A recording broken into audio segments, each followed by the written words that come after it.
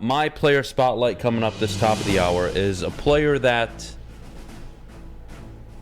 look, I reserve the right to not only say what the fuck I want to say, but also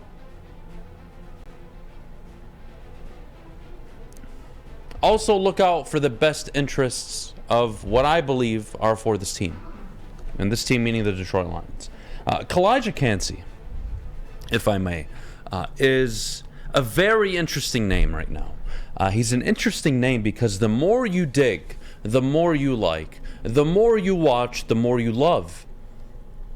And he's 6 foot, 280 pounds. He's got the size. He's got the agility. He is, by definition, an elite pass rusher. His ability to use his lower body and create leverage, second to none out of anybody in this draft class. But there are the concerns. Can he handle double teams in the NFL? Who knows? But this guy was uber productive all 3 years in college. He never had a grade lower than 80 in his 3 years as a starter overall. He's the only D lineman to be able to say or do that. Coming off this year, he was one of the highest graded defensive players in all of college football with a 91.8 rating, 9 quarterback hits, 8 sacks, 7 the season prior. The guy just gets home. He's been phenomenal for Pitt. To me, I'm not talking about Calijah Kancey this morning to tell you that, hey, if he's there at 18, you should take a chance on him. Yeah. No. We're talking about Calijah Kancey this morning because he's worth the 6th overall pick, in my opinion. Hold on. Is one of those key traits say thick? Yes. Oh. Yeah. With 2 Ks. With 2 Ks. So that was on purpose. I slipped that one in there. I was trying to have fun. Well, let's just say it's 2 Ks because you mean business. Yeah, he's thick. I like it. And he'll be...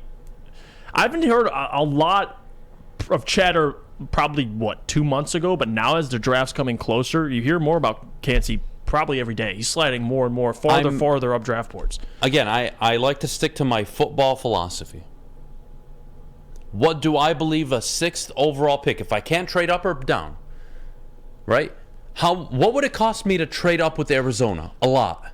Yeah. Okay. Well, can I trade back to 9 and still get this very same player? Yeah, maybe.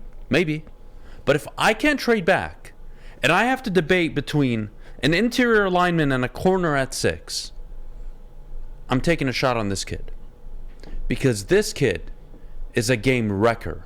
This kid adds a whole different dimension to this football team. Because you look at Aleem McNeil, he doesn't really get after the quarterback. He's a good run defender. Right. And look, Calijah Kancey grades out pretty well in the run defense. Can he handle double teams? That's a legitimate concern, but good luck with Aiden Hutchinson on the line and Aleem McNeil and James Houston and whoever else you had. Yeah. So to me, football philosophy, I woke up this morning, I had a long night thinking about this. This is my guy right now. This is a guy at pick number 6. I'm considering if I can't move up, if I can't move back, I have to think of the cost I would incur. To move up, not worth it. I can move back, maybe get another 2nd round pick out of Carolina, I don't know, and still get this guy maybe at 8 or 9 with Atlanta or Carolina, who knows? My point is, this is a guy that, if I'm drafting, if I take a corner at 6, let's say Christian Gonzalez, let's say Devon Witherspoon, well, one of them could probably be available, or Joey Porter at 18 likely. Mm-hmm. This kid's not falling to 18. He's going top 12. That I can guarantee you. Because the more you see him, after the combine, I'm telling you from now, it's just going to keep going like this. His stock is going to keep going up. And no, is he Jalen Carter by name? He's more productive. He's more impactful. ACC Defensive Player of the Year. All-American. This guy is exactly what the Detroit Lions want and need, an interior lineman who can get after the quarterback. Yes, you want to stop the run back. Absolutely. He can contribute. And he's not much of a guy that's going to wreak havoc in the backfield in terms of run support where he'll stop a run for 2-3 yards for a loss. But you know what he does do well? He fills his gap. He maintains. You're not running past him. You're going to have to bounce to the outside or switch directions. I like the kid a lot. The more and more and more I looked, I watched, the more I liked and fell in love. Again, if I can't move out of 6, and Will Anderson is gone, Jalen Carter is gone, Tyree Wilson is gone, I'm taking the interior lineman at 6 instead of a corner, because I know for certain there's a good chance if I need to move up from 18 to 15 and make sure I get the corner I want, I can do it relatively no cost. Calijah Kancey, Jeff, right now on my radar as the go-to pick at number 6. And not only that, I also want to debunk one very, very important thing here. Stop saying the next Aaron Donald. He's not. Okay? We're hopeful. We're always going to do this. Oh, he's out of Pitt. Oh, he's an interior lineman. He got a lot of sacks. He's the next Aaron Donald. Shut the fuck up. Okay? I love you guys. I love all of you. Love the enthusiasm. Go for it. Shut up. He's not the next Aaron Donald. Aaron Donalds don't come out every year. This guy, though, has the potential to be one of the 3, 4, 5 best interior linemen in the NFL by year 2. That's how much upside he has. And he's productive. Jeff, to me, this is my favorite player right now in the draft that I would legitimately consider take at 6. If the quarterbacks are gone, Will Anderson, Jalen Carter's gone, Tyree Wilson's gone, all these players go 1 through 5. Yeah, and the most impressive thing, too, and this is per PFF for Calijah, they graded him in every area. Obviously, his pass rush grade being the highest, 92.4. He's got a pretty good run defense grade as well. They gave him an 80.9. But the most impressive stat to me was his pass rush win rate. It was 22.7%. It's ridiculous. That's impressive. And again, and I think one of the best points you made was who he's coming into. Like what guys he'll be playing alongside. Aiden, James Houston. He's in the 99% good luck. percentile. He's in the 99% percentile. In pass rush grading, pass rush win rate, and true pass rushing grades. He's the 1% of the 1 fucking percent. Dalton, look, you talk about Dalton Kincaid, you talk about Tyree Wilson, we talk about Miles Murphy, all these guys. If I'm investing a pick at number 6, I'm the GM right now. Right. I need value for my pick. It's why I was so adamant about an edge rusher last year, right? I'm not moving off my theory, my philosophy on football. To take a corner at 6, who I don't think can give me Sauce Gardner production year 1, would be irresponsible on my end as a general manager.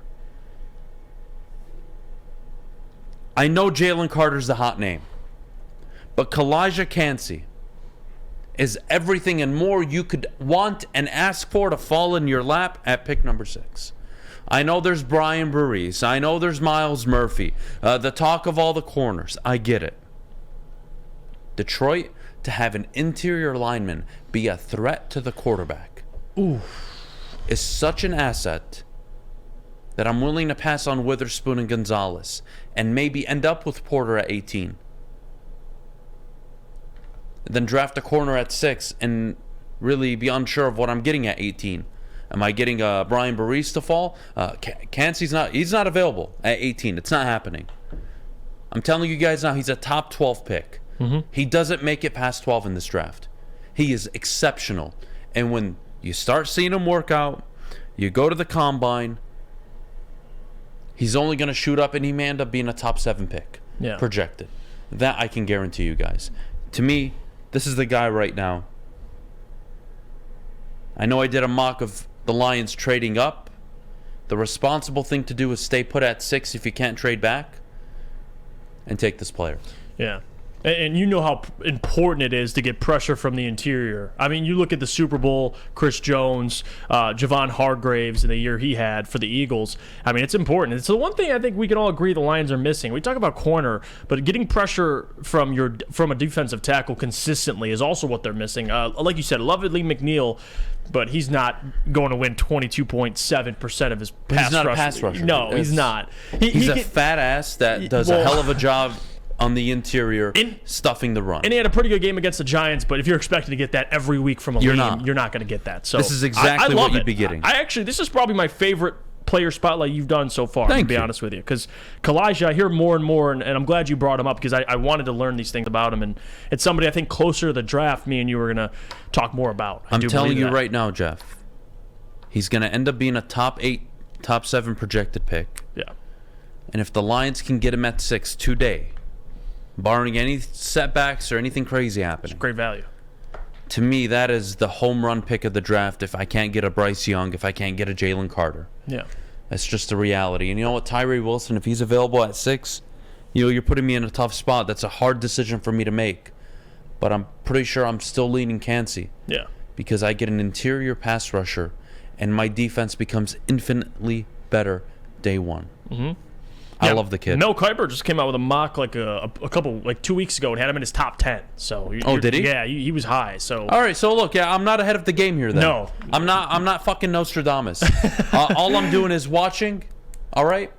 All I'm doing is watching and picking out players I think I like, diving more into them. And this guy's easy to like. And then finding out I love them. Yeah, Kancey's easy to like. Kancey to me is a top 10 pick easily. He's gonna go, man. He's going to go high. And if the Lions end up taking this player, pick number 6, the amount of smoke that will be smoked in this room will be an unhealthy amount. They might have to shut down the building. Let's take a break. I love this. Before we go to break, Dad Tourette says, I think it's more likely the Lions go DN or linebacker or moves to DN. That it is D-tackle. We have Kaminsky, we have Lee McNeil. They likely sign a veteran D-tackle, in my opinion, and fill the defensive end with a draft pick or Houston. I don't know, man. Defensive tackle, I mean, we talk about, you traded up for Jalen Carter in our mock draft on Monday. Like, that's a clear need. If you can get consistent what pressure. do we always say about linemen, by the way? The shorter they are, the more leverage they have because all their control is in their lower body. James Houston, perfect example. Aaron 6'1", Donald, another 6'1". example. If you want to use Aaron Donald, and literally the biggest thing that stood out to me, it wasn't that he gets in the backfield all the time. It wasn't that he gets the sacks. It wasn't all the flash. You know what it is, Jeff? Go watch 20 plays, random. Mm-hmm. His ability to leverage an offensive lineman and move them in a direction he wants is stupid for his age and his size. It's fucking stupid. It makes no sense. Kid's phenomenal.